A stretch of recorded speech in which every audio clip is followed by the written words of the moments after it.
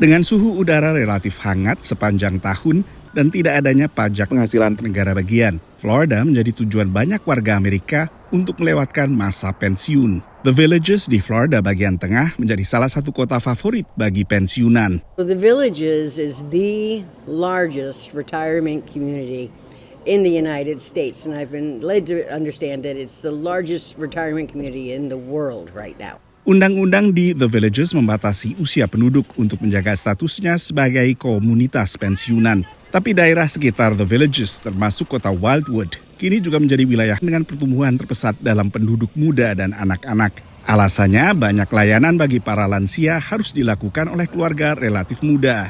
We moved up here just to find something more family-friendly, conservative, more space, slower paced for our young kids, more land, things like that. And we like it up here. It's just been an adjustment.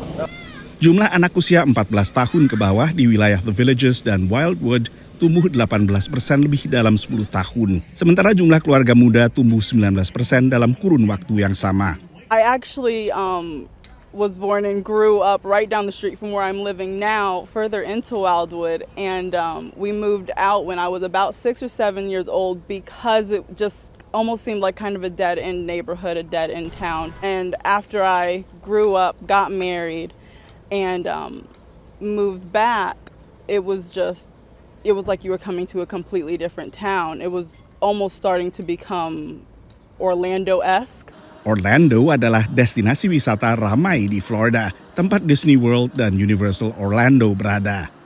Meski banyak warga lansia merespons positif pertumbuhan penduduk The Villages dan sekitarnya, bagi warga pensiunan ada pula dampak negatif. There's traffic here now, and with traffic comes more car accidents, and we're in golf carts, and there's more golf cart accidents because there's just such a crush of people here now.